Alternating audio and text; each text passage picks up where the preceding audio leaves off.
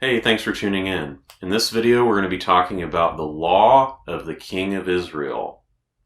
The King of Israel, of course, is a central focal point for many belief systems, but the problem is that most of the time, such belief systems pay no attention to what the law actually says. They're more concerned with what other people say the law says than actually looking at the law itself and trying to understand it. And so that's what we're going to do in this video. We're going to be talking about what the actual law says regarding the King of Israel. Who is he? What is he supposed to be doing? And what is the situation for Israel like at the time that he is on the throne? And I want to pay particular attention to those details as we are going through it and be thinking about some of the implications of what the command is saying, some of the implications that recognizing what it actually says in the law and what that could mean as far as other theological issues are concerned. And so we're going to be predominantly focusing on Deuteronomy 17.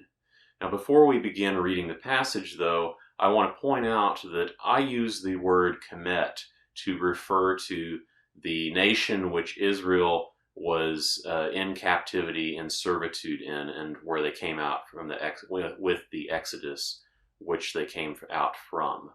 So I wanted to make that clear before we actually read it. So let's look at what Deuteronomy 17 verses 14 through 20 actually says. That you shall come to the land which Yahuwah your Elohim is giving to you, and you shall occupy her, and you shall sit in her, and you shall say, I shall place on me king, as all the nations which are around me. You shall place on you king, which Yahuwah your Elohim shall choose in him.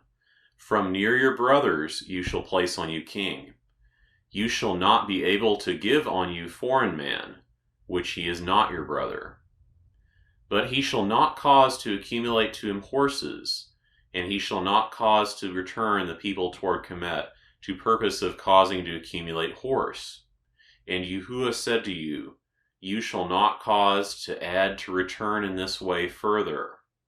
And he shall not cause to accumulate to him women, and he shall not withdraw his heart. And silver and gold he shall not cause to accumulate exceedingly to him. And he shall be as his sitting on throne of his kingdom, and he shall write to him copy of this Torah on scroll from before the priests, the Levites. And she shall be with him, and he shall call on him all of days of his lives, to purpose of he shall learn to fear Yahuwah his Elohim, to guard all words of this Torah and these enactments, to do them, without heaving his heart from his brothers, and without withdrawing from the commandment, right hand and left hand, to purpose of he shall cause to lengthen days on his kingdom, he and his sons in near Israel. So we can already see that something else is going on here than what other people would lead us to believe. And let's actually look at it point by point and see what's going on here. So we see in the passage that in this context, Israel is expected to be dwelling in the land of Canaan, the land that they have been given. They are sitting in the land and they are occupying the land. And this has not necessarily ever gone on, at least in full. Even in the Tanakh, in the time of David, and according to these later works, they did not necessarily possess all of the land of Canaan, all of the allotment that they were being given. They never actually occupied all of it necessarily. And furthermore, when we're talking about the time of the New Testament, we're talking about they weren't occupying the land basically at all. They were sitting in the land, sitting in part of the land, but Rome was actually occupying the land and had installed a puppet government over them. So they weren't even occupying the land at that time either. So arguably this has never gone on. It certainly isn't going on today. We're in a similar situation today as well. Something we also notice going on here is that the king is being appointed over them after they have said, let's put a king over the nation. And a very different attitude is being given here in this wording when we're talking about Deuteronomy as when compared to later works such as Samuel. And of course, in this passage, It's not deemed a negative thing. It doesn't have this greater meaning to it that's supposed to be about rejecting God or anything. This is actually supposed to go on effectively according to the Torah itself. And God is supposed to be the one that is supposed to choose who this person is, who is going to be the king over Israel. And also it says that we are not allowed to put a foreign man over the nation. And it doesn't just say we're not allowed to do it, it says that we will not be able to do it, interestingly. And it also says that the person who is supposed to be king, he is supposed to be from our brothers. And so he is supposed to be a man of Israel. He's supposed to be an Israelite. And so those are some of the qualifications for the individual. It talks a little bit about, of course, the context coming into appointing the king. And so in the next passage, it starts to talk about what the king's not supposed to do. The king of Israel is not supposed to accumulate horses. And we could use the word accumulate, or we could use a word like increase. He's not supposed to be hoarding for himself or accumulating for himself horses, and he's not supposed to send the people of Israel back into their servitude and captivity in order to do this either. And if we took kind of a broader interpretation rather than just the literal interpretation, we might think that he's not supposed to put the people of Israel into servitude so that he can accumulate resources in general, possibly. And it also says that he's not supposed to accumulate wives or women. There's no distinction in the Hebrew. And this is not very exact because we don't know what is defined as accumulate necessarily. One would presumably be fine, but of course we could look to Solomon as an example of the other end of things, where he definitely was accumulating women in a way that was not acceptable. Of course, he ruined Israel as a result. And it says that the king is not supposed to withdraw his heart. And presumably this could be connected with the women part, because once again, like Solomon turned away, according to the Tanakh, he turned away because of all of his women, and he wanted to accommodate their worship rather than being concerned with what was actually important. And so the king of Israel is not supposed to accumulate wives. And it also says that he's not supposed to accumulate excessive gold and silver. Actually uses an additional word here. So presumably it's okay for him to accumulate some, but he's not supposed to accumulate a huge amount. He's supposed to still be a relatable person to the people, even though he is the king. And we'll talk about that more later in the passage as well. Now there are some things that the king is supposed to do.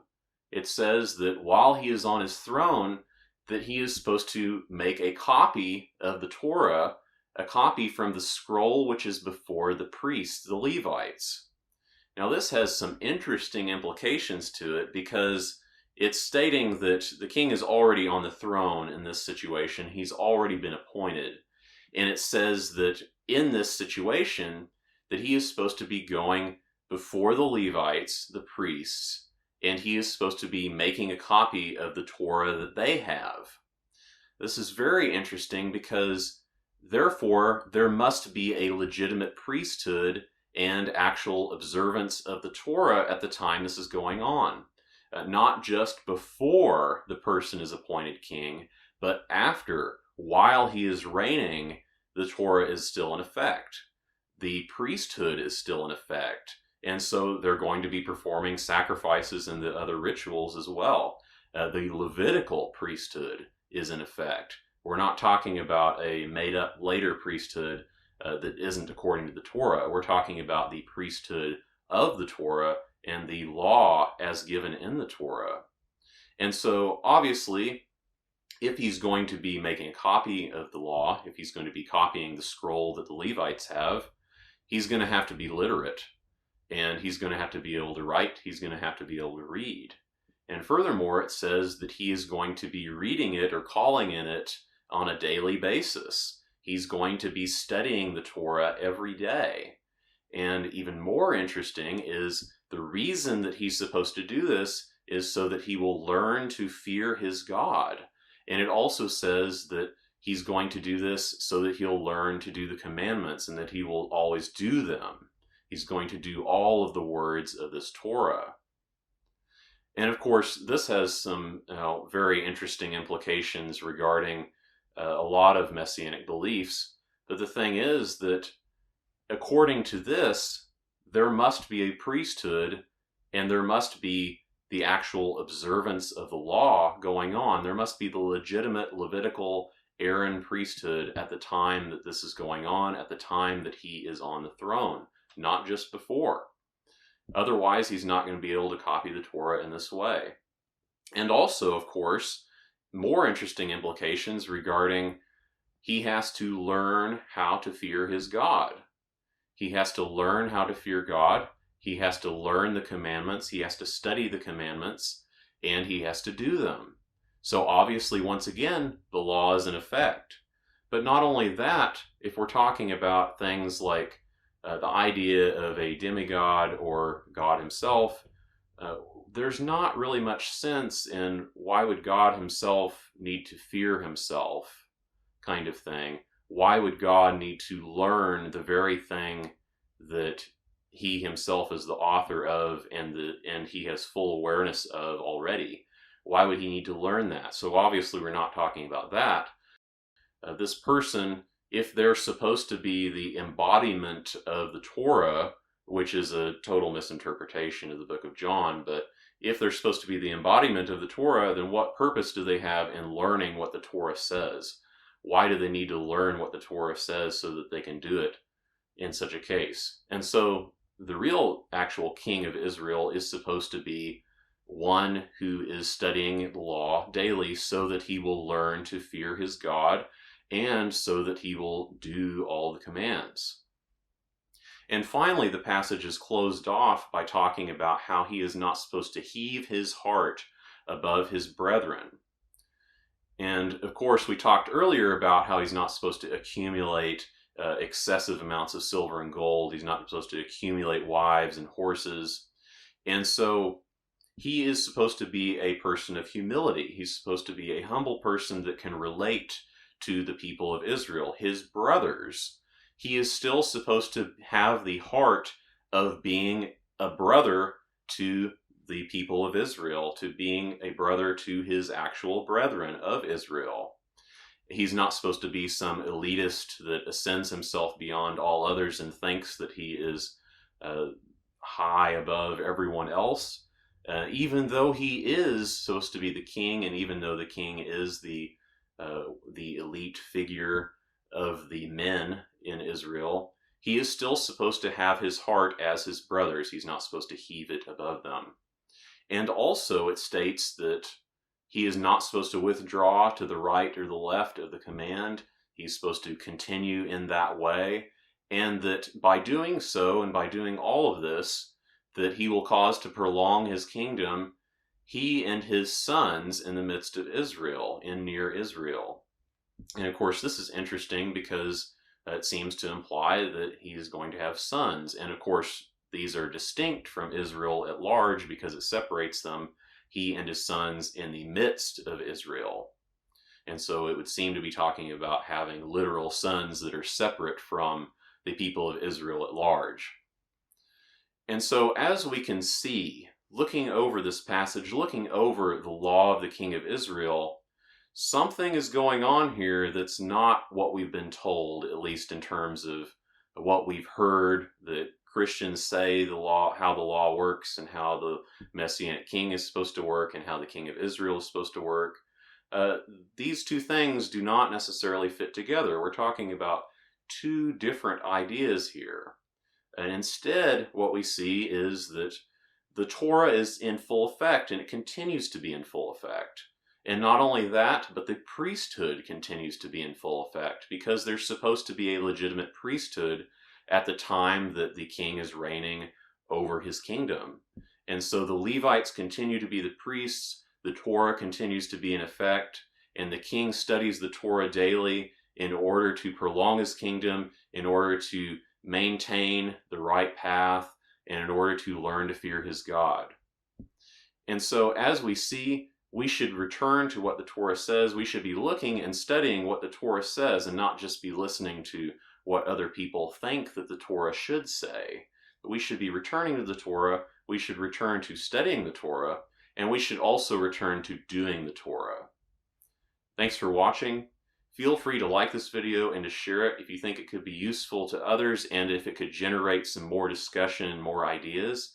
And feel free to subscribe if you haven't already, so we can stay in touch and so we can continue discussing Torah issues. Thanks for watching. Remember the commands. Peace.